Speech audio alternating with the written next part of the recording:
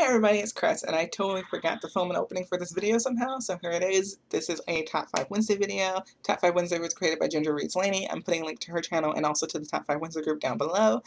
And yeah, this week's topic is Top 5 Books You Are Thankful For. This video is quite long, so I hope you guys stick around for it.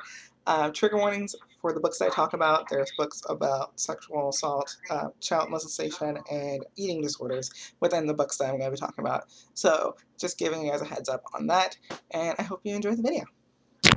Mysterious Skin by Scott Helm. This is a book about trauma and abuse. It follows the characters of Brian and Neo, and it essentially what happens to them when they're younger is they're taken advantage of by an authority figure, and it shows these two different stories of these two different boys and how this experience has affected them, because it affected them very differently. Neo has a very idealized idea of that authority figure. He kind of sees it as that person loved him sort of thing, and where he goes from there, he has a very different experience than the other character, who has a very distorted memory of what happened. He doesn't really remember what happened to him. He just knows that something happened that has affected him traumatically, and that has caused him a lot of post-traumatic stress when he doesn't even know what he's actually having this post-traumatic stress about. And he goes years and years not knowing what really happened and only getting these little fragments here and there, until at the end of the book when he meets up with the other kid that this happened to, when they're much older, and the guy tells them what happened. I'm really thankful for Scott Helm for trying to breach this topic in the way that he did write this topic. I think the parallel stories is confusing, it's frustrating, and it's really uncomfortable. And I think that's something that you need when you're reading a topic like this. And I think it's something that really gets across how this type of trauma affects different people differently. And I just really love this book. So I wanted to go ahead and say that. Blues Poems. This is a collection. I don't really know if they said who puts the collection together here. I don't really know. It says Every Man's Library Pocket Poets. And the reason why this book I'm thankful for, because this book made me feel really in touch with my family and kind of my roots. My grandfather was a blues guitarist. I have heard a bit of his music. I don't really remember him. He was alive when I was born, but he died when I was a baby. So this kind of made me feel kind of connected to my family in a different way. Like, my family's really all about the blues. I grew up listening to blues through them. Like, we have a lot of musicians play saxophone, harmonica. We got a lot of bluesy kind of singers in our family. And so this, I don't know, reading this book and these blues poems and like some of the blues songs are here as well, just made me really feel connected to my family in a way that I actually haven't really felt. So that's something that I am thankful for this book about. And also, this was a school book, and it made me feel all the things. So thank you. Circle of Magic book series by Tamora Pierce. This is the series that started everything for me. It started my wanting to be a writer, and it started my love of reading. I got the books when I was in my school, which is like right around the corner of my elementary school, and the school librarian gave me Sandy's book because she thought it would be something I would be interested in, and I was, and I didn't stop from there. And it is probably one of the most diverse middle grade series that I've read.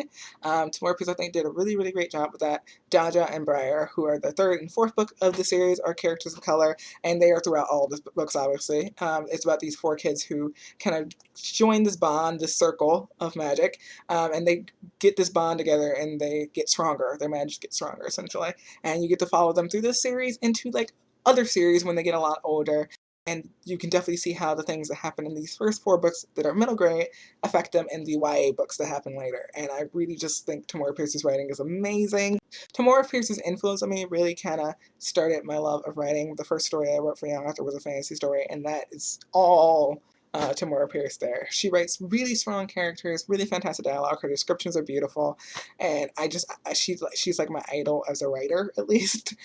So yeah, she's one of them at least. And also, if later in the series, there's some LGBT representation in one of the later series as well. It's just a really good first series for me to get into, with the diversity of it, and especially because I didn't know I was queer back then. Really, I didn't know that back then when I first read the series, but like, yeah, there's a queer character in the later books, and when I got to that, I did know. So it was like, wow, okay, this is really cool. Like, the series that I've grown up with has also kind of went on this kind of journey with me. I don't know if that makes sense. I think it makes sense. I don't know. It's just something that I don't think I'll ever not love. I also don't think this one's going to be much of a surprise. It is Realm of Possibility. I have 2 copies. have it in paperback and hardcover, and I'm gonna get a third one that's not a library copy in hardcover because I want another hardcover. But yeah, From Possibility by David Levithan. And I'm gonna explain this one as short as I possibly can. It deals with depression, body image, love, sex, religion, personal expression, among some other things, longing. It has some unconventional relationships. It's just a really, really good little collection. There are 20 perspectives in this book, and these are all characters who live in the same town, go to the same school, and are kind of working around each other and connected to each other in different ways. And I never got confused about who was connected to who really when I was reading it the first time through. So maybe that's just me. I don't know if other people have that kind of confusion when they're reading it, but honestly, I didn't. There are some queer characters in the book that I really love, but they're not really even the only reason or my main reason for being really thankful for this book.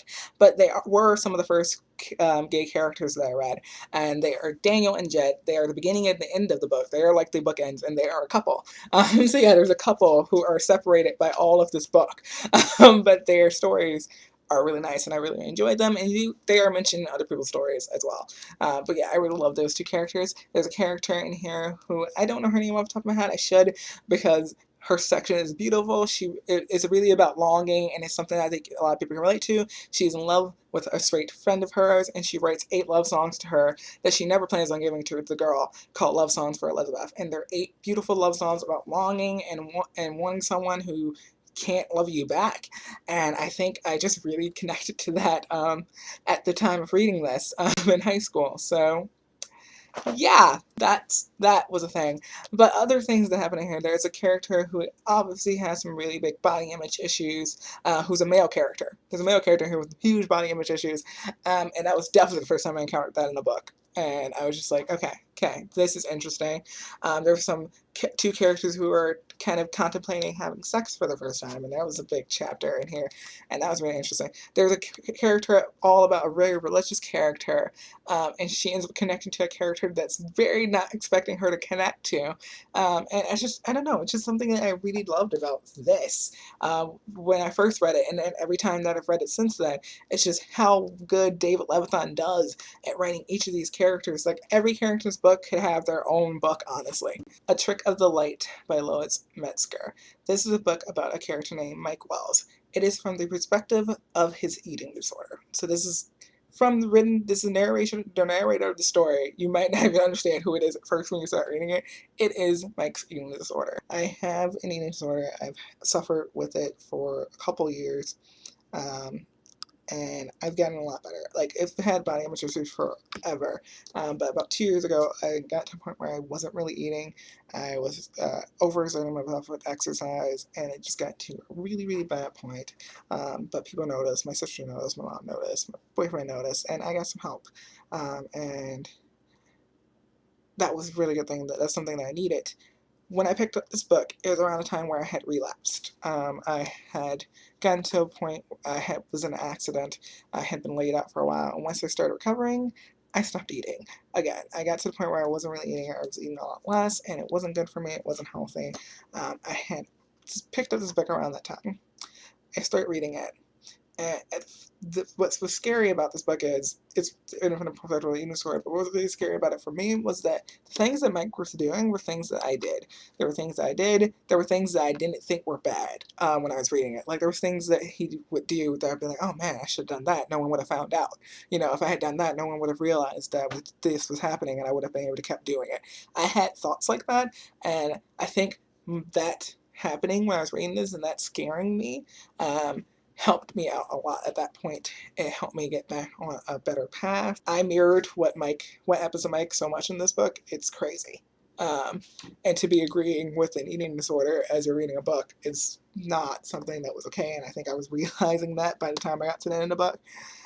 But yeah, this book definitely helped me. Even though I think it had the potential of going the other way, this book actually ended up helping me a lot. So that's why there's something that I'm absolutely thankful for and definitely had to have on this list. Oh my god, that was hard to talk about. Okay. Oh, okay. Alright. that's it for this video, everybody. You should tell me what your books you were thankful for down in the comments. Like and subscribe if you want to. Sorry, this video pretty much got pretty long. I should have known this was going to happen when I saw the topic, and I knew I was going to talk about these the way I did. But yeah, I will see you all in my next video.